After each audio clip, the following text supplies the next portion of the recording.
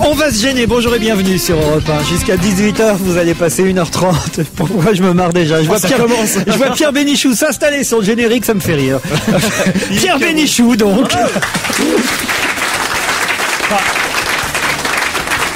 Quand je dis qu'il s'est installé sur le générique, il s'est installé sur une chaise comme tout le monde, hein, évidemment. Mais... pas le genre à chevaucher les génériques. Mais en revanche, ne chevauchez pas non plus la charmante demoiselle qui est assise à vos côtés, Virginie de Closade. Deuxième émission. Et puis trois vieillards, les vieux de la bande, on peut dire, puisque voilà. Pierre Bénichou est toujours jeune dans cette équipe. Alors que nous. Tandis que ces trois-là, ce trio-là, c'est peut-être le trio le plus sportif de notre équipe. Oui, il y a des chances, oui. Vous voulez dire physiquement par rapport à la beauté de notre corps Évidemment, évidemment. Alors on va dire avant-centre Roger Zabel. Ailier gauche Jean-Luc Lemoine. Ailier droit Jérémy Michalak. Eh ben, c'est pas avec cette attaque qu'on va gagner la Coupe du Monde, hein, je veux dire. Je rassure tout de suite les auditeurs, nous ne parlerons pas football pendant 1h30, on attendra 17h. Et le match Brésil-Ghana, dont on nous dit que le résultat est incertain, mais nous aurons Damien Gourlet en direct d'Allemagne pour nous tenir au courant, but par but. Ah, vous croyez que le Ghana peut battre le Brésil? Oui, je le crois. Très bien. Moi aussi, je très le crois. bien. À toi aussi. Ouais. Parce que, honnêtement, le Ghana, c'est certainement l'équipe la plus J'avais juré qu'on parlerait pas football, là. Physiquement de tout le tournoi. C'est la plus quoi? La plus impressionnante physiquement de tout le tournoi. Alors, s'ils sont dans un bon jour, il peut avoir des surprises. Le Ghana peut battre le Brésil. Oh là, je pense que c'est le moment de prendre des paris, là, parce que là, il y a une grosse cote. Ah oui, d'accord, on peut faire un petit pari. Roger Zabel, vous y croyez, vous? Oui, et d'ailleurs, on en discutait avec Jérémy, qui est un dingue de foot. Hein. Je suis passionné par le football. Juste avant l'émission, et il me disait, le Ghana dans un bon jour, le Brésil dans un mauvais jour, ça peut... Un miracle peut arriver, les fameuses noces de Ghana. Oui, oui. Bon, il y a eu un miracle italien d'ailleurs hier soir. Ah, vous appelez ça un miracle? Non, moi j'appelle ça du métier. Ah, du oui. métier, hein. Quand on va s'encastrer comme ça sur un défenseur au 93e minute, c'est du métier, c'est de l'arnaque, c'est tout ce que vous voulez, mais en tout cas ils sont qualifiés. Pardon Virginie de Closade, de commencer par le football parce que... Non mais j'attends la France, il n'y a que la France qui m'intéresse. Il n'y a que la France qui vous intéresse. Oui. Enfin, les joueurs français. Oui, ben évidemment. Vous savez qu'elle un petit ressemblait... cours en short. C'est à 21h que demander de plus. Bah, je veux pas te chevaucher, mais elle me chevauche pas non plus. J'aimerais Vous savez qu'elle ressemblait physiquement... Non mais... il faut apprendre à se taire aussi. Je savais qu'elle ressemblait physiquement à Charles de Gaulle, mais je ne savais pas qu'elle allait jusqu'à dire « Moi, messieurs, excusez-moi, c'était la France ». Vous savez ce qu'il avait dit, de Gaulle? Non, vas-y. On avait dit que nous étions petits, dans la famille, chacun avait un hobby. Et à l'époque, il était déjà interviewé par Arlette Chabot, il paraît. On va évidemment aussi commenter l'intervention du président de la République hier soir au journal de 20h de France 2 face à Arlette Chabot. Et alors là, moi, je dois dire, je voudrais qu'on commence par ça parce que on a des mails d'auditeurs, mais on les fera dans un instant. Chirac, hier, mais alors là, le Ghana contre le Brésil, je ne parierai pas, mais Chirac, candidat en 2007, eh bien, écoutez, d'un seul coup, je me suis dit, il y pense encore. Mais bien sûr. Franchement, je vous jure, quand il a répondu à la question d'Arlette Chabot, il a eu un sourire et une expression quand il a dit, c'est une question qui se pose, je me suis dit, eh ben, papy, il y croit encore. Mais il n'a pas le choix, de toute façon. Il se voit en finale, ouais. Il se voit en finale direct. mais ce qui peut quand même semer le trou, c'est qu'il a annoncé aussi pour la Coupe du Monde, j'y reviens 2 secondes, il a dit, en finale, peut-être Brésil-France. Ah oui, je pense que c'est pareil, hein. Il est très mal conseillé parce que il sait pas évidemment que c'est les quarts de finale éventuels si on se qualifie ce soir et qu'il n'y a aucune possibilité pour qu'il y ait la France contre le Brésil. Il a été parfaitement bien conseillé, mais qu'il n'a pas bien compris. Ah non, mais vous l'avez pas trouvé en super forme hier soir? Je le trouvais formidable. Moi, j'étais content pour lui et pour sa famille qu'il soit en telle forme physique, parce que j'aime pas du tout quand les hommes qui ont quelques années de plus que moi et ma corpulence commence à rendre la monnaie comme ça a été le cas il y a à peu près 6 mois pour Chirac. Je me dis mon Dieu, qu'est-ce qui me prend au nez quand je les vois bien bectés, je me dis vas-y Pierrot. C'est vrai, par rapport au match France-Chine où c'était inquiétant de le voir dans cette forme justement qui était une méforme totale. France-Chine, il était dans les tribunes. Ah oui. France-Chine. Moi je sais pas, le calendrier politique pour moi n'est pas émaillé de match de football. Ah bah écoute, moi je suis sûr que si, parce que c'est vrai que tout le monde s'est demandé pourquoi il a avancé. Normalement, il s'exprime au 14 juillet. Moi, je suis sûr qu'il a voulu s'exprimer avant que la France soit éventuellement éliminée. Alors que les Français ont encore le moral. Parce que demain, c'est trop tard. Hein. D'ailleurs, il a vraiment comparé une fois de plus l'équipe de France au gouvernement en disant qu'on les critiquait trop, seuls les résultats comptaient, et que c'était finalement... Alors que le 14 juillet, il pourra plus, ça. C'est fini. Ah, méfiez-vous. Ah non, parce que le 14 juillet, ça sera fini, la Coupe du Monde. Mais moi, je vois la France, finalement, maintenant, on y croit tous. Mais grâce au président. Mais oui. Il y a un titre d'article qui est absolument formidable, de petit article dans le Monde de ce soir, où il dit, tout va très bien, Madame la Marquise. C'est exactement la chanson, tout va très bien, Madame la Marquise. Allô, James, quelle nouvelle? Et on dit la mort de votre jument grise. Et on s'aperçoit que tout a flambé, tout est foutu, mais à part ça, Madame la Marquise, tout va très bien, tout va très bien. C'est une chanson qui a été faite à la veille de la guerre, en 1938, pour raconter que le monde est allé... Regarde pas comme ça, je connais Madame la Marquise. Mais il faut bien que je prenne n'importe quoi. Il a eu une aventure avec. Germus n'est pas là, faut bien qu'il prenne le premier convenu. Ça fait toujours plaisir. Et donc, on disait Madame la Marquise pour dire tout est foutu, tout est perdu. Et là, on avait cette impression-là, quoi. On ne change pas une équipe qui perd, c'est extraordinaire, quoi. Vous avez regardé, vous, hier soir? Non, j'ai lu ce matin. Ah, vous avez lu les extraits. Alors, il vous paraît ragaillardi, le président? Mais je trouve qu'il est formidable. Effectivement, tout va bien. La France n'a absolument pas connu d'émeutes. Les gens ne sont absolument pas descendus dans la rue. Le gouvernement ne subit aucun scandale en ce moment. Tout va très très bien. Que rien ne change. Effectivement, là, on est bon pour 10 ans, quoi. Il faut garder les mêmes et recommencer. Je veux dire, prendre les gens pour des cons à ce point-là, c'est génial. Parce que il arrive, il dit, Clearstream, vous avez compris quelque chose? Moi, rien du tout à cette affaire. Il dit, la rivalité.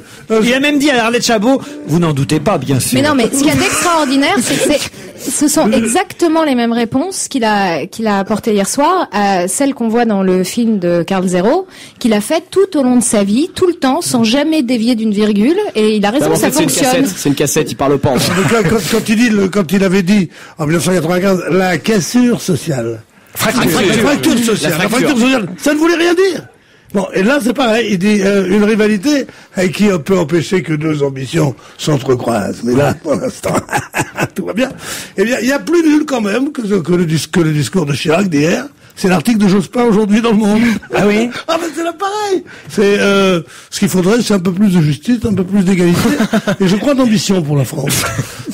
Surtout que l'économie se redresse et que nous trouvions dans l'avenir une sorte de marque, de dépassement de nous-mêmes. Enfin, je veux dire, c'est quelque chose d'incroyable, quoi. C'est pas avec ceux-là qu'on va s'en sortir. Et sans ces deux-là, c'est pire encore. Alors, arrange-toi, Jeannette. Je vous dis, moi, Chirac sera candidat l'année prochaine. C'est le dernier truc qu'il puisse faire. J'ose pas aussi. Il n'a pas le choix, de toute façon, non? S'il veut l'immunité, il faut qu'il soit président jusqu'à sa mort. Ah, c'est vrai, il y a ce problème. Quand même. À moins qu'il négocie avec Nicolas Sarkozy. Ça se négocie, vous savez, maintenant, tout se négocie. Bah oui, on l'a bien vu, là, dernièrement. Il a essayé pour voir si ça passait avec Guy Drut. Voilà. Il a vu que c'était bon. C'était juste un test. Ça, il en a pas parlé de Guy Drut hier. La question lui a pas été posée. La question lui a pas été posée. Et pourtant, Dieu sait qu'Arlette Chabot, qui occupe une place importante dans une chaîne de télévision où nous travaillons, et que tu as une grande journaliste. Moi, je trouvais qu'elle a posé des bonnes questions hier, justement. Non, elle était très bien. Elle l'a pas ménagé du tout, Arlette Chabot. Excellente. J'adore Arlette Chabot. Moi aussi. Puis elle sait bien, lui, qu'il sera encore président dans 2 ans. Chirac. Ah non, je vous jure, il m'a donné cette impression. D'y croire encore. Moi, j'ai eu l'impression qu'il avait, je sais pas, qu'on lui avait fait une injection de PO et tout. Il était dans une forme. Tu dis ça parce qu'au milieu de l'interview, il a fait des pompes. Mais à propos d'injection, il y a un camarade qui a fait de la radio avec moi il y a quelques années, qui s'appelle Jean-Jacques Vanier, qui m'a envoyé un texto assez amusant, parce que c'est vrai que c'est passé un peu inaperçu, mais on est revenu sur cette histoire de sang transfusé. C'est que cette clinique en Suisse qu'aurait fréquenté Johnny Hallyday, et que Johnny, c'est une vieille histoire, on en avait parlé nous ici déjà il y a 1 an, mais c'est ressorti il y a 3-4 semaines. Un jour sur Canal+, Johnny a commis l'erreur de dire ah ben oui, c'est normal que j'ai la forme, je vais me faire transfuser mon sang régulièrement dans une clinique où va Zizou aussi.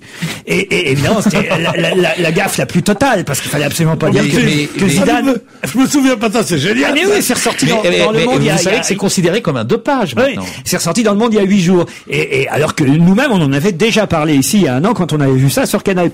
Et donc il y a un pote, Jean-Jacques Vanier, qui, je le cite, qui m'envoie un texto, il me dit le sang de Zizou transfusé dans celui de Johnny, ça marche, le contraire, c'est pas encore sûr. Ça, c'est vrai. On attend ce soir et on en reparlera. Chirac, en tout cas, le meilleur avocat de son Premier ministre, Dominique de Villepin, qui lui aussi finalement sort gagnant de cette intervention d'hier. Le Premier ministre est conforté dans son rôle, hein. Je ne veux pas parler du seul observateur français qui a dit que malgré toute cette tourmente, Villepin sortirait indemne. De toute cette tourmente, Villepin sortirait indemne. Mais enfin, je vous le présente, c'est moi. Bravo. C'est vrai. Il se cite maintenant. Est-ce que je l'ai dit ou non? Oui, vous l'avez dit. Parce que les Français se foutent de cette histoire, de toutes ces histoires de Clearstream et de machin. Ils se foutent de tout ça complètement. Et vous allez voir qu'il s'en sortira. Il faut savoir un bon physicien. On se doute bien qu'ils ne payent pas leurs impôts comme nous et qu'ils n'ont pas les mêmes peut-être fiscalités et que ils ont assuré leur avenir à l'étranger. Mais non, c'est pas de ça dont il était question. Ce dont il était question, est-ce qu'il avait monté toute cette affaire pour faire, justement embêter son ami Sarkozy et faire une dénonciation calomnieuse qui est quand même un crime en droit français? Eh bien, les Français se foutent de tout ça. Ils pensent que les hommes politiques font encore pire que tout ça. Tant qu'on les voit pas avec un couteau à la main, ressortant les entrailles de l'autre, on dit bah quoi, c'est leur meurtre, c'est comme ça. C'est de la politique, quoi. C'est honteux, mais c'est honteux que la politique soit devenue ça. Voilà. Laurent Fabius, lui, se fait tacler ce matin par le chanteur Kali, parce que vous l'avez vu, Kali n'est pas content du tout que sa chanson ait été récupérée par Fafa lors de son meeting au Grand Quevilly le week-end dernier. Fabius n'a pas demandé au chanteur son autorisation avant d'utiliser cette chanson. Et Kali dit, moi je ne soutiens pas Laurent Fabius, je ne vois pas pourquoi ma chanson ferait l'ouverture de ces meetings. C'était quelle chanson de Kali? C'est quand le bonheur ou c'était menteur? Non, il y a une autre chanson de Kali qui est c'est quand le bonheur. D'accord, c'est bien ce que je pensais. Je vous propose d'ailleurs qu'on écoute cette chanson de Kali, qui n'est donc pas une chanson fabiusienne. Même ça c'est dur à dire, c'est vous dire que Ségolène Royal a vraiment toutes ses chances.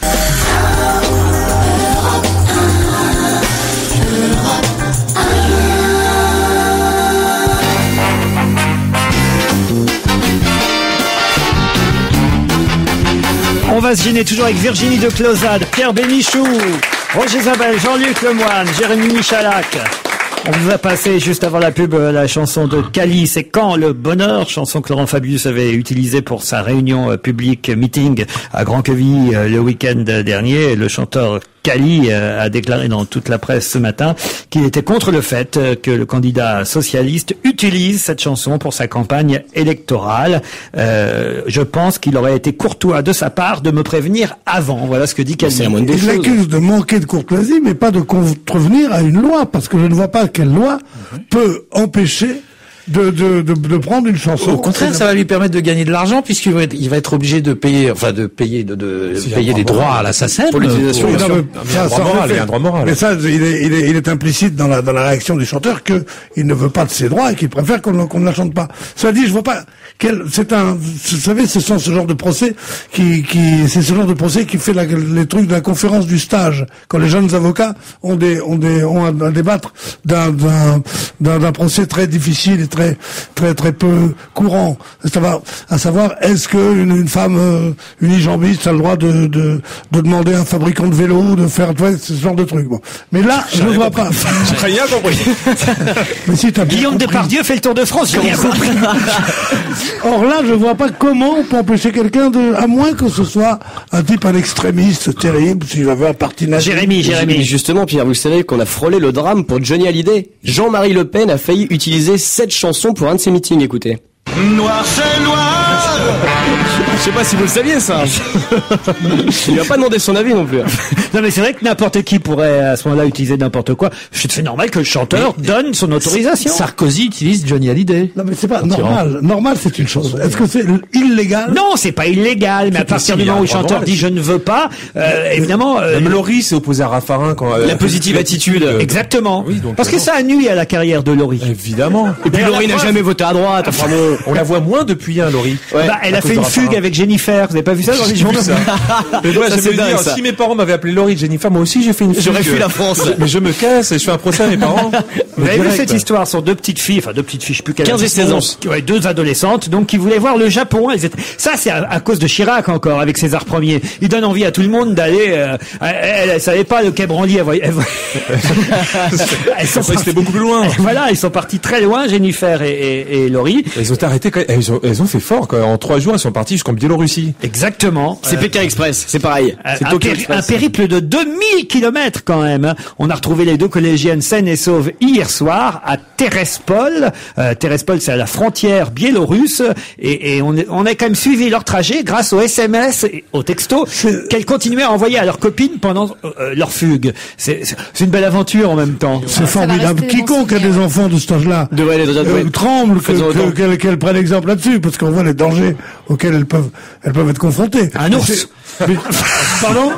Si tu passes par les Pyrénées, par exemple. Et il y a la traversée de la Belgique en plus. C'est formidable quand même, 2 petites qui disent on va aller au Japon, alors elles piquent 2000 € dans le portefeuille de leurs parents, elles partent, elles vont à Bruxelles où elles ont un contact. Où est-ce que vous avez vu qu'elles avaient piqué 2000 €? C'est de partout. Et alors elles piquent 2000 €, elles arrivent. J'ai vu qu'elle avait fait 2000 kilomètres. Non, mais c'est vrai, C'est toi qui l'as financé. Même sur Europe 1. Et elles arrivent à Bruxelles où Moi, j'aurais eu beau chercher chez mes parents, j'aurais jamais trouvé 2000 €. Hein. C'est sûr.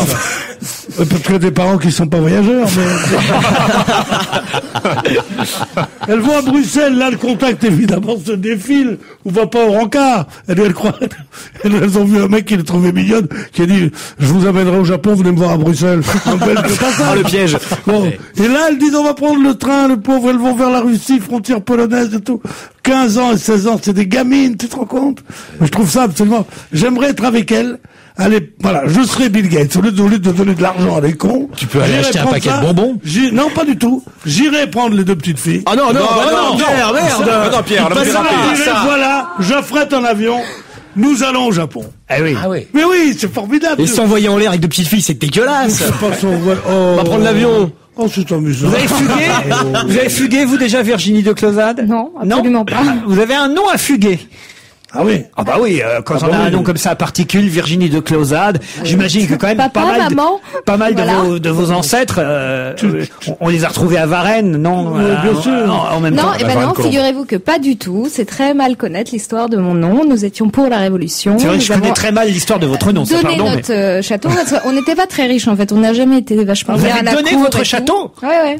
Les gens ont vendu, machin, enfin. Donner son château. Vous avez fait un relais château, quoi. Vous avez... Non, il est plus à nous, mais ils l'ont revendu et c'était. Il était où, votre château? C'est le village de la famille, c'est Rabastens, près de Toulouse. D'ailleurs, à Toulouse, il y a une rue de Closade, un stade, des portraits des vieux à la mairie et tout ça. Pas des vieux, des ancêtres. Faut faire gaffe sur les mots qu'on utilise. Il y a un stade. Il y a des mots tabous. Pas possible. Un stade de rugby, alors. Non, un stade de trucs de... Mais vous avez tenu à la garder, la particule. Bah, il est beau ce nom de Closade. C'est vrai. C'est vrai qu'il est beau. Non, et puis alors, attendez, si vous voulez faire très compliqué, c'est parce que mon grand-père, quand il a commencé, parce qu'il était producteur, s'est fait un nom sur son prénom. Il s'appelait Hubert de Closade, il s'est fait appeler Roland Hubert. Donc je suis la première à réutiliser le nom et il est très fier. Donc je le garde, c'est le mien. Ah, ils avaient enlevé le nom, alors. Ça, c'est dégueulasse. Lui s'est fait un nom sur son prénom. Les gens chics, en général, ont des noms très très longs et les coupent. Vous essayez de retrouver dans les vieux greniers des vieux trucs et vous le remettez à votre nom. Mais non, mais pas du tout. Tout le monde s'appelle de Closade, mais pour le boulot, il s'est fait appeler Hubert, sur son prénom. Hubert. Non, mais c'est vrai, Hubert. Voilà. Tu m'aimes, Hubert? Oui, mais physiquement, je préfère ta femme. C'est une réplique. Mais oui, c'est la plus grande réplique du théâtre de boulevard. C'est dans les vignes du Seigneur. Il y a le mec qui est sous, il couche avec la femme de son pote. Et l'autre lui dit, mais Hubert, tu m'aimes pas? Il dit, si, je t'aime. Tu m'aimes, Hubert? Il dit oui, mais physiquement, je préfère ta femme. Ça a fait rire des générations. Ça marche bien, là. Il y a bien longtemps. On le voit. Non, je dis, ça fait rire, il y a bien longtemps. Rien, j'ai rien dit. Toi tu sais ce que c'est mon vrai nom? Je pense qu'il m'a pris pour Paul Vermus encore. Non, moi j'ai un nom en particulier. C'est vrai? Mais oui. Ah oui? Ould Dada, c'est moi mon prénom, c'est vrai. Comment? Bénichou Ould Dada. Comme Comme Amine. Ça, c'est Omar Sharif. Le tiercé, c'est Moul Dada, ouais. Non, mais qu'est-ce que vous nous racontez là, Pierre? N'importe quoi, histoire de don. Il a pris la même chose que Chirac hier soir, faut se méfier. Non, mais c'est vrai Allez, que, tiens. c'est vrai que c'est ce qu'on appelait après la guerre, on appelait ça, un nom à coucher dehors avec un ticket de logement. Elle a un nom à coucher dehors avec un ticket de logement. C'est vous, ça, non? Ça, c'était à quelle époque on disait ça? Je sais pas. Bon, en tout cas, les deux petites filles ont été retrouvées. Tant mieux pour leurs parents. Ils ont fait un beau voyage. Je sais pas d'où on est parti avec elles, mais Jennifer et Laurie, Positive attitude et de la chanson de Cali. Mais c'est vrai que les parents sont des cons. Ah oui? Elles ont eu raison de se tirer. Pourquoi? Parce que donner à des petites filles aussi charmantes que ça des prénoms de vedettes de la Star Academy, avouez quand même que ça prouve que c'est des abrutis. On n'aurait pas pu l'appeler Raymond et Jacqueline, non, normalement, comme tout le monde, non, Jennifer et Laurie. Je m'appelle comme ça pour toujours. Eh bien, je me casse. Voilà. Ils ont raison. Mais ça vous irait bien. Quelque chose comme Stevie Bénichou. Moi, je prends. Ou alors Michal Bénichou, oui, ça serait bien. C'est joli. Michal de Bénichou. Non, mais je pense qu'elles se nommaient, puisqu'elles sont adolescentes, Pierre, pardon de vous dire, elles se nommaient Jennifer et Laurie avant que la chanteuse Jennifer et que la chanteuse Laurie soient elles-mêmes connues. Il a trouvé ça tout seul. Bien sûr, oui, bien sûr. Bon, alors voilà. Oui, mais ça veut dire que les parents sont des gens comme les parents de ces petites qui chantent, à savoir des gens qui promettent leurs enfants à la Star Academy. Jennifer, c'est un très joli prénom. Laurie, bon, je suis d'accord, mais Jennifer, il y a aucune honte à s'appeler Jennifer, franchement. Non, aucune Moi, je suis honte. pas fan. Hein. Ah oui? Non. Bon. Ça dépend si vous êtes un garçon, hein, franchement. Ouais, c'est plus dur à porter. C'est difficile à porter. C'est un problème de mode, ça. Moi, je m'appelle bien Roger. Ah oui, ça je respecte. C'est bien, Roger. Avec Laurent, on respecte les Roger. Français, Roger. C'est un prénom des années 50. Mon papa s'appelle Roger. c'est le nom de notre père à Jean-Luc et à moi, alors. Enfin, on n'est pas frères, hein, mais Non, mon père, il s'appelait André. c'est bon, on n'a pas interrogé nos mères, mais... C'était le nom de mon grand-père. Et on m'a appelé comme ça parce qu'il est mort l'année où je suis né. Donc, oui. voilà, mais oui. c'était un prénom des années 50. Mais j'imagine qu'à l'époque, on devait trouver ça un peu... Non, c'était un prénom des moyen. années 20. Et c'est parce qu'il est mort l'année où tu es né qu'on t'a appelé comme ça. C'est un prénom déjà démodé. C'est un prénom formidable, Roger. C'est un prénom français, monsieur. Voilà. C'est comme Pierre. Moi, je trouve ça très joli. Pierre. Sur cette pierre, je bâtirai mon église. Sur cette pierre, je bâtirai mon église. Et Virginie, c'est pas joli, Virginie? Virginie, c'est indémodable, Virginie. Il y en a énormément. Il y a un site où on trouve les recensements des prénoms depuis 1940. Et alors Virginie, je crois que derrière Marie, c'est les prénoms qui ont été le plus donnés, quoi. Marie et Virginie. Marie, c'est en tête. Ouais. Tout le monde s'appelle Il y a Anne Marie. aussi, pas mal. Voilà. Marie, il y a eu des Brigitte beaucoup à une rapport à la époque. Vierge. Bah, forcément, il y aurait eu autant de Jennifer et de Laurie, mais le problème c'est qu'elles s'en vont au Japon.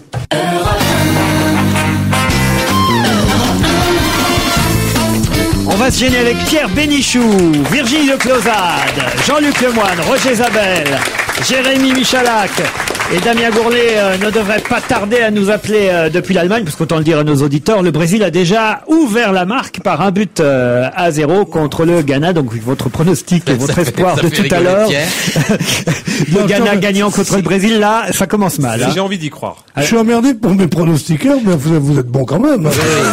Et tu sais que c'est jamais bon de faire des pronostics en sport. Non, Jamais. Attention, c'est jamais bon de marquer trop tôt non plus. Peut-être que le Ghana peut se réveiller contre le Bien Brésil. sûr. Allez savoir. Ou s'en prendre 4. Ah, c'est ça qu'ils ont fait l'équipe de France. C'est jamais bon de marquer trop tôt. C'est pour ça ils ont attendu 3 matchs, d'accord. Je comprends mieux. Okay. Oh, non mais ce soir ils vont marquer très vite, vous allez voir. Pas de pronostic, pas de pronostic. En tout cas, ne vous suicidez pas pour autant chez Roger Zabel ou Jean-Luc Lemoyne, ou alors faites dans le spectaculaire comme cet homme tristement qui s'est jeté de la tour Montparnasse. C'est assez rare, c'était pas arrivé depuis un moment. De l'amiante Non, pas à cause de l'amiante. Il s'est suicidé samedi matin en se jetant du haut de la tour Montparnasse, quand même 210 mètres de hauteur. Il était allé rendre visite à la tour le matin aux alentours de 9h40. Les gardiens l'ont vu, puis ils l'ont vu revenir vers 11h20. Alors ils ont engagé la conversation avec le visiteur pour savoir pourquoi il revenait. Il a simplement déclaré qu'il adorait la vue. Et évidemment, tout ça c'était en fait pour se jeter du haut de la tour. Ils n'ont pas pu l'en empêcher. Tout à coup, il s'est mis à courir et a réussi à enjamber la rambarde pour atterrir sur la nacelle qui fait le tour de l'immeuble. Il a jeté un coup d'œil et s'est lancé dans le vide. Nous n'avions plus subi de suicide à tour Montparnasse, dit le directeur de la société Montparnasse 56, depuis 2001. 5 ans pendant lesquels nous avions réussi à dissuader quand même plus d'une dizaine de personnes. Ils sont pas contents du tout à la tour Montparnasse. Il y en a qui ont été suicidés dans le métro, du coup. Oui, ou à la Tour Eiffel. Mais à la tour Montparnasse, ils faisaient attention à ce qu'il n'y ait pas de suicide. C'est mauvais pour l'image. Oui, ils non, ont mais dit le surtout prochain qu'il fait, on l'abat. Mais Justement. la culpabilité des gardiens, quoi. C'est terrible de faire ça, d'imposer ça aux gens, quand même. En même temps, ça a du panache. Ah oui, c'est clair. En plus de ça, il y a des grillages donc maintenant autour de la tour. Ils disent qu'ils ont mis des pics. Ils ont rajouté des pics sur les grillages. Comme ça, le mec, s'il saute pas, au moins, il s'empale. Mais c'est normal quand même qu'on prévienne un peu les possibilités de suicide partout. Ici à la Tour Eiffel, il y a des filets maintenant. Ouais, mais il y en a plein qui arrivent quand même. Mais ce qu'il y a de fou avec la Tour Eiffel, enfin moi je trouve ça complètement dingue, c'est que les mecs qui viennent donc dans le but de se suicider, ils font la queue.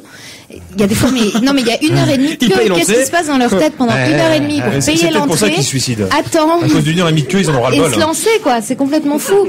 Sont malheureusement de vrais suicidaires, quoi. Il y a pas donc, si vous faites la queue à la Tour Eiffel, retournez-vous, vous avez peut-être un suicidé derrière. Il faut la queue avec des Japonais qui leur racontent leur passé de kamikaze. De fil en aiguille, comme ça. Ça les fait patienter. Il y a des gens qui... Il y a seulement, c'est pas japonais. Des gens qui se jettent de la Tour Eiffel, mais avec un parachute. Et c'est arrivé il y a pas très longtemps. Mais ça, c'est pas pour se suicider. Oui, non, mais c'est la preuve qu'on peut se jeter du haut de la Tour Eiffel ou de la Tour Montparnasse. C'est toujours la question, est-ce qu'il faut parler de tout ça? Parce que, est-ce que ça va pas donner des idées à d'autres? C'est ce que je dis, c'est ce que je me disais en moi-même. Exactement. C'est ce que je me disais en moi-même. On se dit, il y a nouvel endroit pour aller suicider. Le Tour Montparnasse, c'est encore possible. Ah oui. Et si vous voyez qu'à partir de 17h10, il y a 40 suicidés d'ici 18h, ça sera de notre faute. Il y en a qui se jettent avec leur transistor. Oui, voilà, c'est ça. Si vous voyez un mec sauter avec un poste de radio, c'est à cause de nous. Mais on n'incite pas au suicide. D'ailleurs, c'est répréhensible par la loi, l'incitation au suicide. Ils s'en foutent après, le mec, tu sais. Mais on est bien obligé de raconter un truc qui n'est pas arrivé depuis 4 ou 5 ans. Je savais même pas que c'était déjà arrivé depuis la Tour Montparnasse, depuis la Tour Eiffel, je savais. Mais la Tour Montparnasse, faut quand même le faire. Qu'est-ce qui est répréhensible par la loi, vous dites? L'incitation au suicide. Ah, d'accord, je crois que c'était le suicide qui était répréhensible par la loi. L'incitation. Non, mais il y a des pays comme ça, hein, où on n'avait pas le droit de se elle devrait pas être autorisée, par exemple. Non, il y avait c'était dans les pays anglo-saxons, on n'avait pas le droit de se suicider. Si on se ratait, il y avait une peine de prison. Ouais. Ah oui. C'était la peine de mort, mais ouais. Voilà, donc ça c'est fait. Très bien, voilà. Quoi d'autre? Oui, on va passer à un autre sujet, vous avez raison. Des nouvelles de Bruno, Pierre, vous voulez? Bruno? Oui. C'est l'ours. Bruno? Bruno l'ours. Bruno l'ours, bien sûr.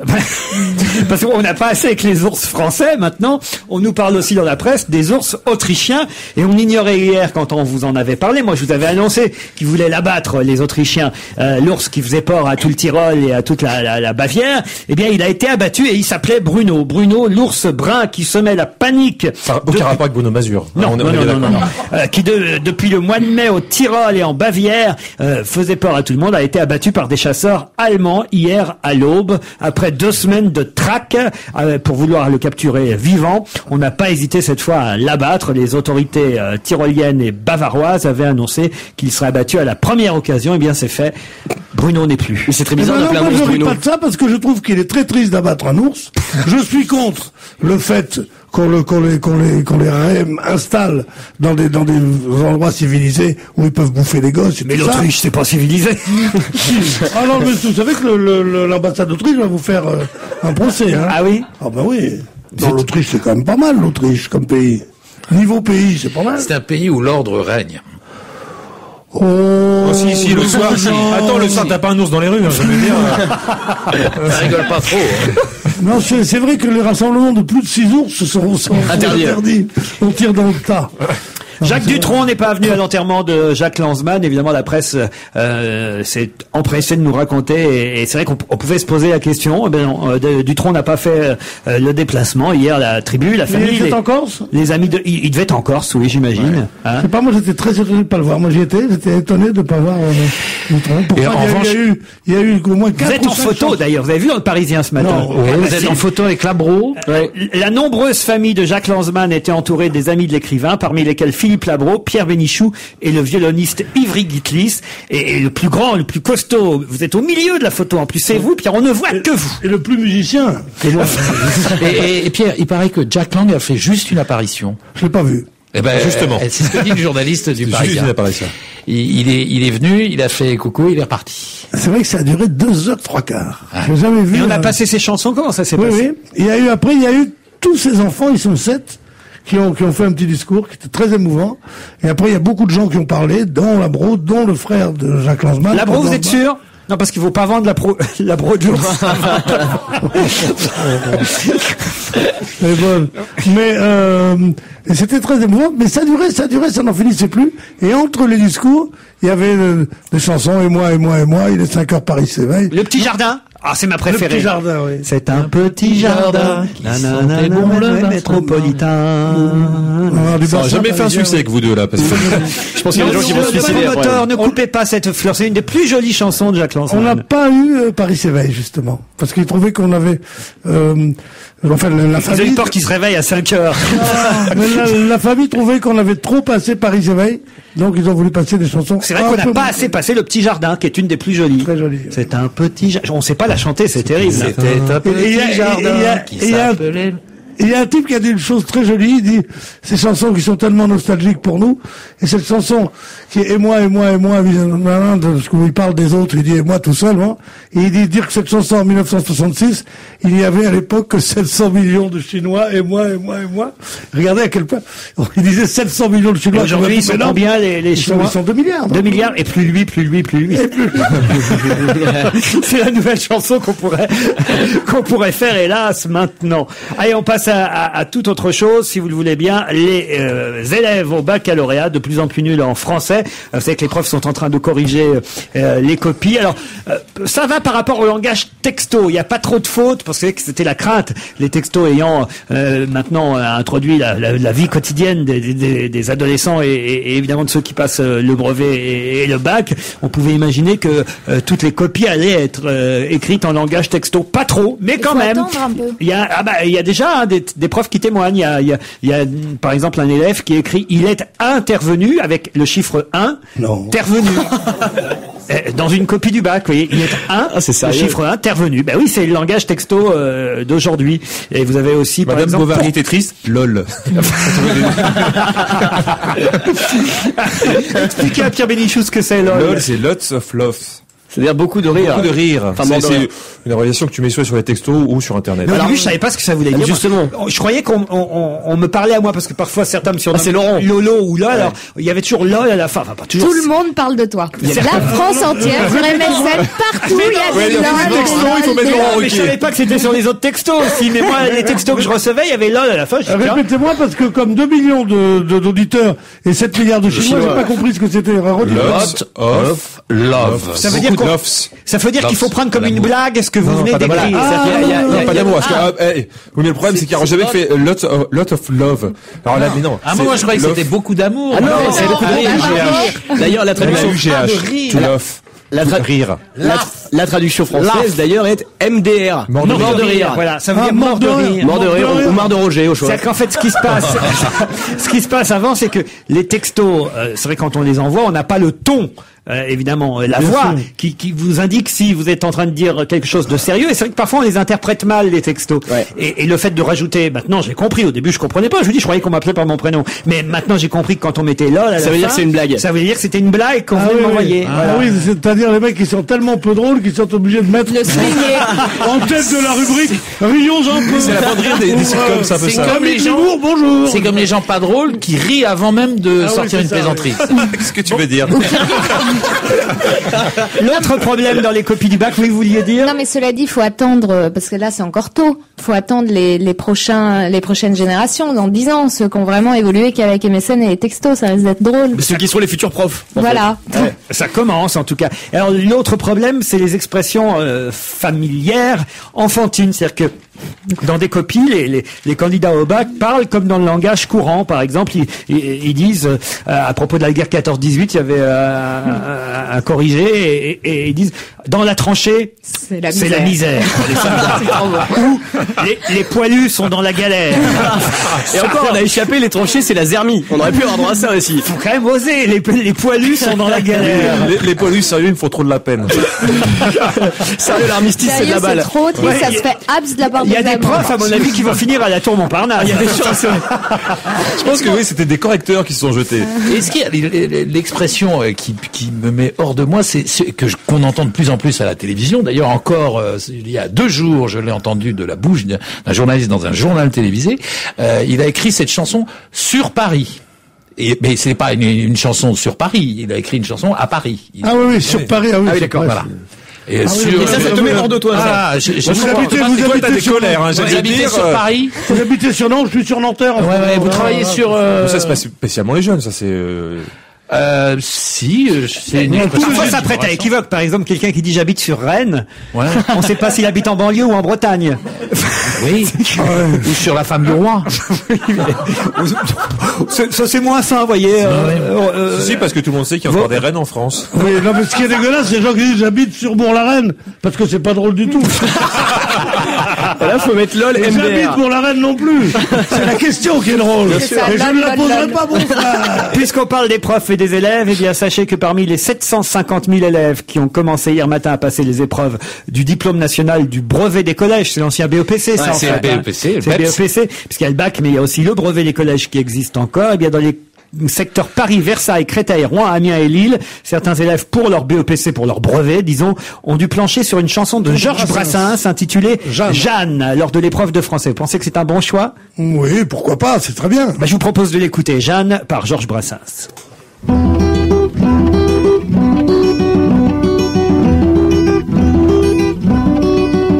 Chez Jeanne, la Jeanne, son auberge est ouverte aux gens sans feu ni lieu. On pourrait l'appeler l'auberge du bon Dieu, s'il n'en existait déjà une, la dernière où l'on peut entrer sans frapper, sans montrer patte blanche. Chez Jeanne, la Jeanne, on est n'importe qui, on vient n'importe quand, et comme par miracle, par enchantement, on fait partie de la famille. Dans son cœur, en se poussant un peu, reste encore une petite place.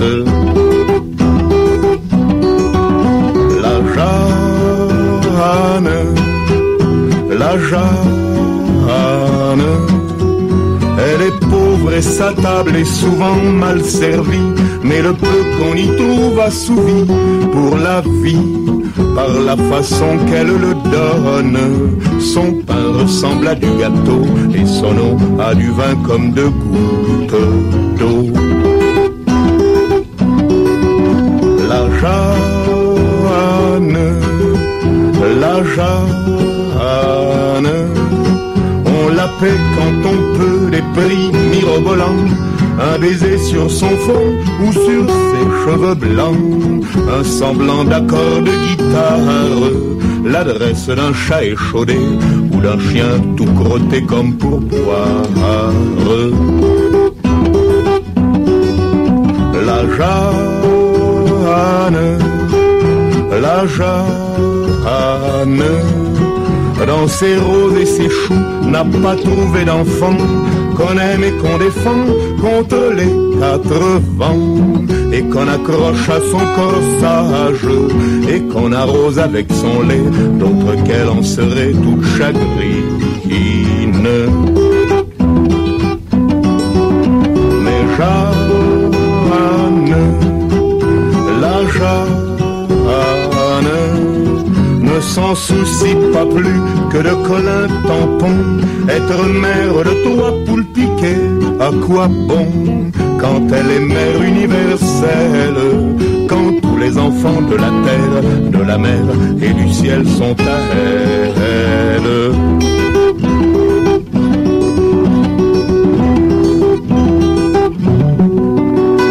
Ça devait pas être facile quand même pour les élèves qui sont tombés là-dessus, hein. Et c'est même très compliqué parce qu'on disait que c'était une chanson Vous auriez dit quoi, vous, à propos du texte de cette chanson? C'était ce qu'on disait, une dame très gentille qui était très généreuse et qui c'est un peu chez Lorette, quoi. Enfin, j'ai l'impression. 5 sur 20 pour Roger Jérémy. Mais Virginie a raison, c'est-à-dire qu'elle dit que pour des élèves qui sont en troisième, le mieux serait peut-être été un texte d'NTM, genre Passe le Ouinge ou quelque chose comme ça. Diams, la boulette, la Ou alors, ou si on les Jeanne, je vous rappelle qu'Annie Cordy a fait une super chanson qui s'appelait Jeanne la Tarzane. Jeanne la Tarzane. Jeanne la Tarzane, elle est là d'un seul coup, ça parle. Non, il y a une autre chanson de Brassens qu'il aurait pu commenter, c'était Fernande. Ah oui. C'est vrai. Fernande ou Garogori. D'ailleurs, c'était la Saint-Fernande hier. Et Garogori aussi, qui est une très Virginie, vous auriez raconté quoi, vous? Bah, je sais pas trop. Ah oui, vous n'avez pas le brevet. Ben non. Ben, en même temps, je l'ai eu à l'époque, donc ça va. Mais non, je me dis juste que, enfin, par rapport à, ils ont 15 ans et tout, et je trouve que je suis pas sûre que dans leur, ils aient encore peut-être assez de romantisme et de poésie pour savoir que peut-être il y a pas de sens caché et que c'est juste dans les mots, quoi. Ouais, et ils cherchaient peut-être un double sens à la chanson. Voilà. Non, moi je crois que d'ailleurs le sujet on le connaît pas entièrement. On dit que c'était à propos de ce texte. On a peut-être dit, est-ce que vous avez été témoin d'actes de charité, de bonté et de est-ce que vous connaissez des gens qui font le bien, qui font le bien et qui, au lieu de rechercher leur plaisir personnel, pensent que donner est une bonne chose. Et là, ils te disent oui, Pascal Obispo. Oui, j'ai une cousine qui fait des trucs comme ça. Pourquoi? C'est pas mal. C'est un texte qui n'est pas déshonorant. C'est pas mal. C'est mieux que les chansons d'aujourd'hui. Et en fait, les grands sentiments, ça a toujours existé, de demander à des gosses de 12 ans. Virginie. Ça, c'est bien. Mais il y a eu des profs qui ont eu des problèmes avec l'éducation nationale parce que justement, ils avaient fait analyser la boulette de Diams. Oui, et on a analysé la boulette et il y avait du shit. Hein.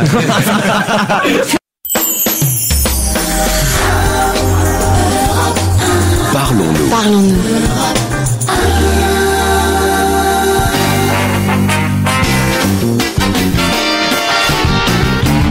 On va se gêner toujours avec Jean-Luc Lemoyne, Virginie de Closade, Roger Zabel, Jérémy Michalak, Pierre Bénichou.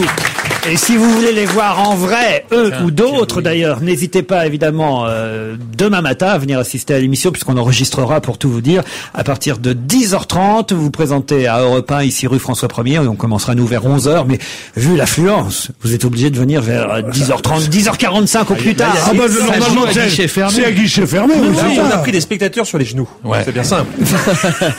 Mais il y a même des spectateurs perchés dans les virages. C'est les gradins là-haut. Ouais, c'est les gradins. Des hooligans. Si vous pouviez crier allez le moine de temps en temps, ça lui ferait plaisir. Hein. Donc en tout cas demain enregistrement. Les gars, hein. François 1er à Europe 1, présentez-vous dès 10h30 ici. Parlons du SMIC qui gagne 3,05% à partir du 1er juillet. Le président évidemment n'a pas manqué de le rappeler hier soir. Il y a toute une polémique, mais il y a certains patrons qui disent non, c'est trop, on augmente trop le SMIC. Et ils sont pas gonflés quand même. Il manque pas d'air comme dirait l'autre, c'est incroyable quand même.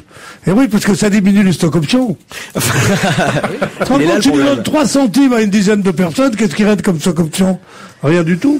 Non, il faut penser au patron un peu, je trouve. Ah mais certains, en tout cas, râlent, disent qu'effectivement c'est difficile. Il y a tout un bon dossier dans Marianne cette semaine sur le fait qu'on peut être riche, patron en France et que effectivement les exemples de capitalisme immoral ne doivent pas forcément nous donner une mauvaise image de tous les patrons. On parle là évidemment d'une poignée de patrons qui se servent allègrement, mais que tous heureusement ne sont pas comme ça. Mais quand même, il y en a encore parmi ceux-là qui gagnent et qui augmentent facilement leur salaire et même leurs indemnités de départ, qui râlent contre l'augmentation du SMIC. Ça fait 8 000, le nouveau SMIC passera à 8 000 et quelques francs, hein, on va parler en francs encore, par mois, moins de 1 000 euros par mois encore. Hein, on n'est pas arrivé au... Quand ils arriveront à 1 500 net, euros, comme net, ça fait moins de 1 000 euros. Ouais. Net, ça fait moins de 1 000 euros. Brut, ça fait plus, mais net, ça fait moins de 1 000 euros par mois. Et c'est quand même avec le net qu'on vit, pas avec le brut. Quand ils arriveront à 1 500 euros, ils pourront dire on en a marre de payer des millionnaires, parce qu'en France, ça fait une brique quand même. Hein. Maurice Lévy, le PDG de comment ça, il est bien. C'est un copain de Carglass d'ailleurs. Oui, c'est ça. Le PDG de Publicis dit que c'est pas possible de supprimer les stock options, que certaines rémunérations étaient peut-être un peu exagérées, mais t'as raison, ouais. Mais quand même, ces patrons-là ont donné un grand engagement à leurs entreprises. Voilà, il est contre la suppression des stock options et aussi contre l'augmentation du SMIC. Faut le dire, faut être prudent. Non, mais parce que il faut bien se dire une chose, c'est que aussi énormes soient ces stock options et ces salaires de patrons. Ces patrons sont pas des patrons, ce sont des managers, ce sont des employés au plus haut niveau. C'est pas eux les actionnaires principaux. Donc c'est tout du pognon pris par le prolétariat, un prolétariat très bien payé, mais c'est le prolétariat. C'est les actionnaires qui sont ceux qui travaillent, qui gagnent de l'argent sans travailler. Eux, ils travaillent des fois jusqu'à des 4 et 5 heures par jour. Il y a 2 dessins que je voudrais citer dans ce dossier de Marianne cette semaine, qui est vraiment un excellent dossier. C'est Grosse qui fait ses caricatures de patron. On voit un patron qui lit le journal, qui dit « J'ai envie de m'accorder une petite augmentation. Tiens, virez-moi quelques dizaines de smicards. » Et le pire, c'est pas celui-là, c'est un autre dessin, toujours signé Grosse, où on voit un type qui rentre dans le bureau du patron et qui dit « Plusieurs journaux, monsieur le directeur, dénoncent de nouveaux scandales vous concernant. » Il dit « Rachetez-les et allez me chercher un café. » C'est affreux. Est-ce que ça changeait quelque chose quand les patrons étaient peu payés? Les patrons, il y a encore 20 ans, étaient payés comme 7 ou 8 000... On va dire décemment. Décemment payé. Mais qu'est-ce qui est décent? Oh bah là, c'est pas smicard. Quand t'es smicard, tout est indécent. Tu peux prendre le salaire de toutes les grosses multinationales, des PDG de toutes les grosses boîtes françaises, sont des salaires indécents. Ouais. La preuve, c'est qu'ils sont très rarement révélés. Ils sont payés des sommes indécentes, ils savent même pas jouer au foot. Ça va, quoi. Virginie, vous avez un avis, vous qui gagnez le SMIC ici dans cette émission horaire, je parle évidemment. Exactement. Non, je trouve que effectivement il y a des salaires indécents. Je dirais un SMIC par heure, évidemment.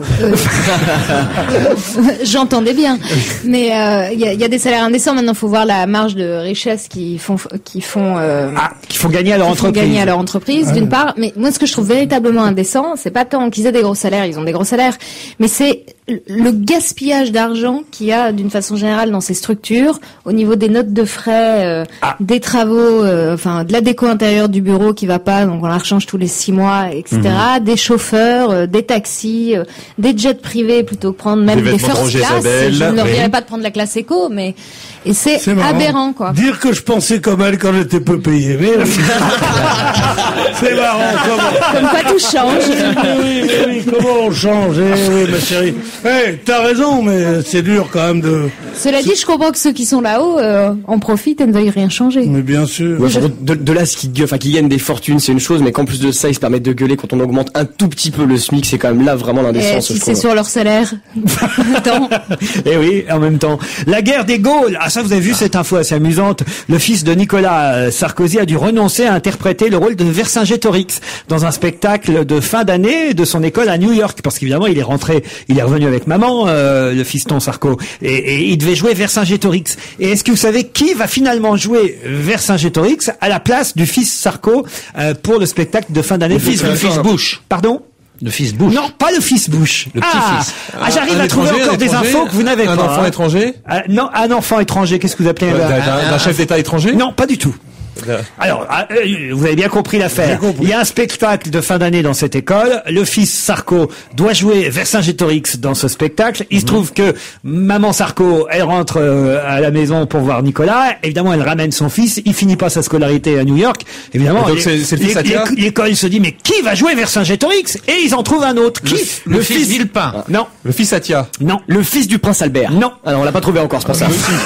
On est tous les fils du prince Albert. Oui, c'est vrai. Vous devriez vous savoir, mon cher Jean-Luc Lemoyne. Le fils de Djorkaeff. Le fils de Djorkaeff. Bravo, Jean-Luc Lemoyne. Le fils de Youri Djorkaeff. C'est bien pour lui, parce que voilà, il avait peut-être pas de rôle dans cette pièce. D'un seul coup, grâce au fils Sarko, il récupère le rôle de Vercingétorix. Vercingétorix, quand même l'essence même de la France. On hésite entre Sarkozy et Djorkaeff. Moi, je suis pas raciste ni rien, hein. Je suis pas raciste ni rien, parce que mes parents, au départ, ils étaient français, mais pas depuis longtemps, tu vois. Mais quand même, maintenant que je suis français, puis que je gagne plus le SMIC, hein, je veux dire un truc, et pourquoi pas Amin Dada, Ah non, c'est dégueulasse, alors. Vercingétorix. Ça veut dire en tout cas qu'ils étaient dans la même école, ça va de soi. Exactement, une école française peut-être à New York. Ça veut dire surtout qu'ils connaissent Vercingétorix aux États-Unis. Oui. C'est ça la nouvelle. Et peut-être qu'ils connaissent Alésia surtout, ils voulaient montrer une défaite française. Ah oui, c'est pour ça. C'est Vercingétorix contre Terminator, la pièce. Il joue toujours au foot. Oui, il joue aux États-Unis. Je sais pas s'il a signé pour la saison. Je crois qu'il a signé encore une saison, mais trop tard. Non, ce qui serait terrible, ça serait que César soit joué par le fils Villepin. Et que Vercingétorix aille remettre ses armes à Villepin. C'est pour ça qu'ils sont rentrés en France.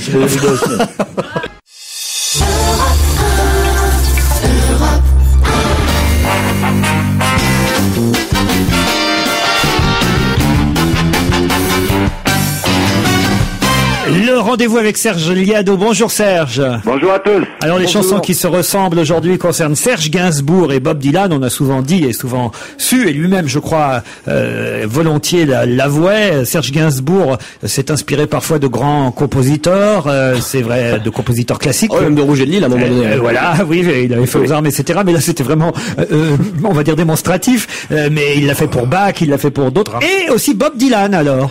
Oui, c'est vrai. Alors d'ailleurs, il avait été interrogé à ce sujet parce que ce plagiat n'était pas passé inaperçu. Denise Glaser, dans le discours à Mal, lui avait dit qu'est-ce que vous avez à répondre à ce sujet? Et Gainsbourg a dit je pensais que personne s'en apercevrait. C'est mignon comme tout. Sa chanson à lui date de 64 et c'était la chanson qui servait de bande originale au feuilleton Vidocq, oui. Qui n'était peut-être pas encore joué par Claude Brasseur à l'époque, mais par Bernard Noël. Oui. Je vous épate, Pierre. Vous pensiez pas que je me souviendrais de Bernard Noël, hein? Non. Ça vous emmerde, hein? Non, ce qui m'emmerde, c'est que tu lises dans mes pensées, maintenant. Et en tout cas, cette chanson générique du feuilleton Vidocq aurait été inspirée pour Gainsbourg par une chanson de Dylan qui s'appelle The Ballad of Hollis Brown. Hollis Brown. Elle a été aussi chantée par Hugo Frey. Elle date de un an avant, 1963. Et c'est ce qu'on appelle un talking blues, un blues sur lequel on parle. Vérifions tout ça.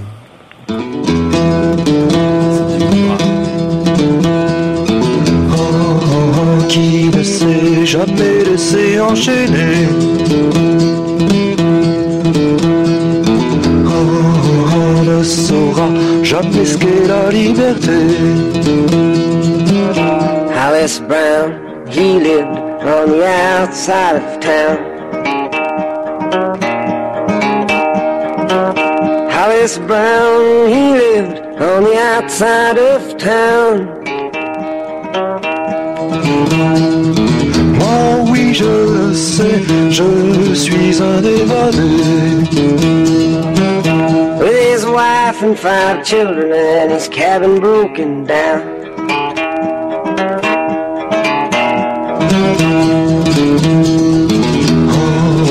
Faut-il voir un jour le ciel tout bleu. He looked for work and money and the walking ragged mile. Je suis porté, je suis un évadé.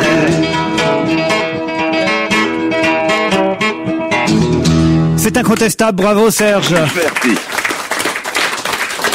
La chanson Flash, peut-être il faut rappeler l'information du jour sur laquelle vous vous êtes basé pour l'écrire. Oui, c'est un Si vous certain voulez, Warren pas obligé, Buffett, qui est un milliardaire américain. Refaites parce que j'ai parlé sur vous. Pardon, je vous ai chevauché, Excusez-moi. Serge, ce qui est une Tout le première. monde se chevauche ici. Un milliardaire américain qui se nomme Warren Buffett, Buffet, comme Marie-Georges, qui a donné 85% de sa fortune, soit 37 milliards de dollars, à la fondation philanthropique de Bill Gates. Oh, il n'avait pas besoin de ça, Bill Gates. Oui, c'est vrai qu'il avait déjà, je crois, à peu près dans les 15 milliards.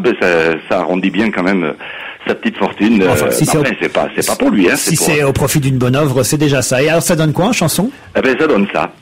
Ce milliardaire d'une philanthropie peu commune, qui donne 85% de sa fortune à la fondation de Bill Gates, peut être certain que ses économies sont en de bonnes mains. Car en anglais, le mot Gates veut dire grande porte. Et chez Monsieur Microsoft, l'argent qu'on apporte, on peut être certain, c'est la moindre des choses, qui ne va tout de même pas le jeter par les Windows. Ah, c'est joli. Ah oui. Ah non. C'est soft. Ah, si maintenant vous nous faites des jeux de mots bilingues, là, alors là... Non, il met la barre très haut. Serge, si je peux me permettre, en tout cas, votre portable quand vous chantez est de meilleure qualité que quand vous parlez. Ça, c'est la faute au téléphone. Allez, on se retrouve demain. Merci Serge. À demain, salut. Qu'est-ce que j'ai d'autre en magasin? Vous avez peut-être... Ma bonne dame. Normalement, là, il y a Francis Lalanne qui arrive, non? Ah non. C'est pas tous les jours? Pas tous les jours. Non, Francis Il n'y a Lalanne. pas d'attraction. Je pense qu'il couche à Europe 1. Mais non, il doit être en Allemagne, là, Francis Lalanne. Il est parti déjà? Ah oui, il est parti. Pourquoi ils l'ont laissé passer la frontière? Ils l'ont bloqué, là. À moins que ce soit lui qui a été abattu en Autriche. Oui, mais ils ont dit, c'est un ours chanteur. Très, très bizarre. Le JT de TF1 fait peau neuve. D'ailleurs, vous savez que ce soir, Patrick Poivre d'Arvor présente 120 heures depuis l'Allemagne. C'est-à-dire que TF1 a loué un studio. C'était pas prévu pour ces huitièmes de finale. C'est-à-dire qu'ils mettent les gros moyens. Il faut dire qu'ils espèrent 20 millions de téléspectateurs ce soir, battre encore le record des 18 et quelques millions. Il y a de plus en plus de monde à chaque match et à chaque tour, évidemment, dans cette Coupe du Monde. Et PPDA fait le voyage, lui aussi, jusqu'en Allemagne. Oui, le voyage de trop. Hein. Ils vont tous en Allemagne. Il va y avoir des tondus quand on aura fait. PPDA, il y aura juste un... Ils sont fous d'aller en Allemagne comme ça. Il n'est pas obligé de coucher non plus. Non, on n'est pas obligé. Il ne peut pas s'empêcher. Mais en tout cas, il y a peut-être une raison à ça aussi qu'il ait fait ce voyage en Allemagne, c'est qu'il n'a pas son studio habituel ici à Paris, PPDA, parce qu'ils sont en travaux à TF1, ils sont en train de lui refaire un nouvel habillage et un nouveau plateau pour son JT, qui sera prêt normalement fin août, quand lui rentrera de vacances. Et donc ça veut dire que pendant l'été, on va voir les ouvriers derrière le représentant. Oui, c'est pour ça qu'ils ont pris c'est Harry qui va avec un casque. Je suis le chef de chantier. Quelle horreur! Mais qu'est-ce que vous me faites dire? C'est vous! Sors de ce corps! Non, mais c'est honteux de faire tellement de frais pour un nouveau studio pour PPDA et de refuser d'améliorer le SMIC de Jean-Pierre Pernaut, quand même. Et en tout cas, pendant qu'on est en train de bâtir ce nouveau studio, il est dans un plateau bis PPDA, ce qui fait, et ça peut-être les observateurs les plus fins l'auront remarqué, mais il y en a toujours qui remarquent ce genre de choses, que d'habitude normalement derrière PPDA, on voit plus ou moins la rédac avec les gens qui bougent derrière la régie. Ou la régie, voilà, la régie. Et là, tu vois, les gens ne bougent plus. La machine à café. Alors, si les gens bougent, mais si vous regardez bien, certainement, vous reverrez toujours les mêmes images. C'est un fond bleu. Car c'est un film qu'on passe. Voilà, c'est une incrustation d'images et on a filmé la régie comme si c'était le fond de l'écran et on incruste Patrick Poivre. Merci Jérôme Bonaldi. Voilà. non, mais c'est important de le dire. Je me souviens à la belle époque d'Anne Sinclair à 7/7, on regardait toujours. Moi, je me disais bon, je pars pas maintenant. Il y a des embouteillages sur les quais parce qu'on voyait derrière elle. Les pareil, moi je me dis. Maintenant, il y a du monde dans la régie. C'était des faux embouteillages. Non, c'était les vrais. C'était les vrais. Ah bon, d'accord. Elle était en direct, Anne Sinclair à l'époque. Ah. Vous vous souvenez? Je me souviens très bien. On en a tricoté un des pulls en mohair grâce à elle. En Angora, monsieur. En Angora ou en France, peu importe. On en a tricoté, croyez-moi. Deuxième but pour le Brésil. Je le signale au Ronaldo, passage. 200e but brésilien. On a Damien Gourlet. Allez, on l'appelle tout de suite. Damien Gourlet. Au cœur du football, avec le Crédit Immobilier de France, le spécialiste du crédit immobilier. Bien voilà, c'est fait, 2-0, Damien Gourlet. Eh ouais, les spécialistes dont vous faites partie, Laurent, parfaitement noté que c'était donc le 200e festival de Coupe du Monde. Il est signé Adriano, le joueur de l'Inter de Milan, qui est allé reprendre au deuxième poteau un centre venu de la droite de Cafu, qui a la particularité d'avoir joué 3 finales de Coupe du Monde consécutives et qui donc pourrait avec le Brésil disputer sa 4e cette année.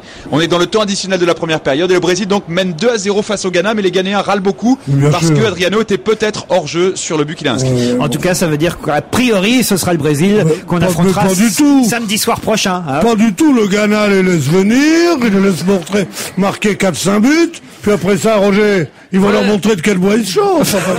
Ça veut dire qu'ils n'ont pas assez prié avant le match, parce qu'il paraît qu'ils prient tous ensemble, les Ghanéens, avant le match. Ah bon? Ouais, mais peut-être ils ont des prières là-bas? Peut-être que les Brésiliens ont prié plus fort, allez savoir. On vous retrouve au moindre but, n'hésitez pas, Damien Gourlet, merci.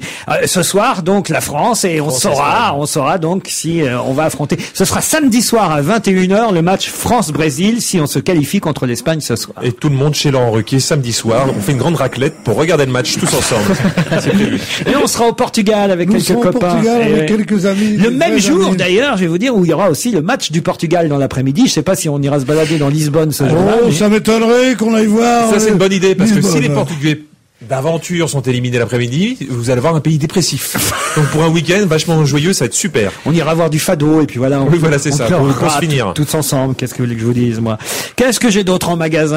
Vous aimez cette expression-là? C'est ça. Eh ben, je J'en la ai plus, vous le laissez ou pas? Ah non, mais j'ai des tas de choses à vous proposer. Les antipubs, par exemple, qui défient la justice. Ça y est, le procès s'est ouvert à Montpellier. Ce sont ces garçons qui s'appellent les déboulonneurs et qui ont pour objectif de lutter contre le harcèlement publicitaire et qui veulent remettre la publicité à sa place, c'est-à-dire sur des proportions raisonnables, des panneaux qui feraient seulement 50 sur 70 cm, qui est la superficie pratiquée pour l'affichage associatif à Paris. Ils trouvent que les panneaux publicitaires sont trop grands, trop larges, qu'on en voit de trop. Et donc, vous les avez vus certainement dans le métro, ils les saccagent, ils mettent des graffitis, des tags. Parfois même, ils décollent l'affiche, ils en mettent une autre. Je suis sûr que vous aimez ça. Je vous vois bien dans ce genre de mouvement, vous, Virginie de Closade, non? Non, mais absolument pas. Je comprends même pas le fondement du mouvement. Ça m'échappe complètement, cette histoire. Bah, que c'est du harcèlement, la publicité. Oui, enfin, on n'est pas obligé de regarder. Ah bah si. Il y en a partout quand même. Si, c'est un truc, ça agit sur quoi? Je regarde, je vais pas acheter le produit, je trouve que la fille est moche, qu'elle a de la cellulite, je me dis tiens, l'été va être chouette. C'est ce qu'on appelle une pollution consumériste. tout à fait. Oui, non, je vois. Tu vois comme je venais ou quoi? On a ôté les mots de la bouche. C'est pas tant les panneaux, et c'est ce qu'ils foutent sur les panneaux, quoi. T'as plein de pubs qui sont très moches. Faudrait au moins les faire un peu jolies, un peu rigolotes. C'est ça qui est gênant, c'est que moi je comprends leur mouvement et tout ça et leur colère. Le problème, c'est que quand ils saccagent les pubs, ça m'agresse encore plus. Parce qu'à ce coup, on a juste des affiches moches. Oui. Donc, je trouve ça encore pire. Alors, il faudrait peut-être les arracher complètement, mais faire un truc entre deux, je trouve ça encore pire. Aux États-Unis, en fait, c'est un mouvement qui vient des États-Unis. C'est les personnes qui sont contre la publicité. Ça s'appelle les Adbusters aux États-Unis, et eux, ils ont mis en place une journée qui s'appelle le Buy Nothing Day, qui est en fait la journée dans laquelle on n'achète rien. Et les mecs vont dans des grands centres commerciaux en disant non, aujourd'hui, vous n'achèterez rien, vous n'achèterez rien. Voilà, c'est comme ça qu'ils protestent contre la publicité et la surconsommation de masse. Moi, c'est ce que Pierre Bénichou fait avec sa femme tous les samedis. Ouais. C'est-à-dire, tu n'achètes rien, tu n'achètes rien. Et il lui confisque sa carte. Essaye de faire ça un jour de solde, tu vas voir. c'est bientôt les soldes. C'est demain. C'est ce soir à minuit sur Internet. Les soldes. C'est pas vrai. Il est sur le coup, Jérémy. Je vais dire. Est-ce qu'il veut s'acheter un petit caraco là? J'en rêve depuis des mois. Alors une nouveauté aussi qui nous vient d'Espagne, le premier divorce gay. Ça, j'ai lu ça dans 20 minutes ce matin. C'est qu'il n'y a pas longtemps que le mariage homosexuel est autorisé en Espagne. Alors évidemment, qui dit mariage, ça devait normal, ça devait arriver un jour, mais là c'est le premier. C'est vrai que c'est assez comique quand on y pense. Au moins, il y a un truc certain, c'est qu'il n'y a pas de pension alimentaire. Ah si, il peut y avoir une pension alimentaire. C'est la première procédure de divorce gay qui est sur le point d'aboutir. Combien de temps en Espagne? À mon avis, d'à peu près depuis un an. Ça fait combien de temps? Ça fait un an. En Espagne? Ouais, en Espagne, un an et demi, puisque c'était le gouvernement Zapatero qui a fait passer cette loi. C'est fou, mais c'est tout à fait normal qu'il y ait des divorces, il y a des mariages. Je veux dire, il faut pas. J'ai entendu une phrase qui m'a fasciné l'autre jour. Moi, je suis, comme vous le savez, pour tous les pactes, toutes les libertés, toutes les égalités, tout ça. Et je suis contre le mariage parce que je trouve que c'est un peu trop, parce que c'est une symbolique dont on ne devrait avoir rien à foutre. Mais j'ai entendu des gens dire, s'ils veulent se marier, alors il faudra leur interdire de divorcer. Que j'ai trouvé une chose absolument grotesque.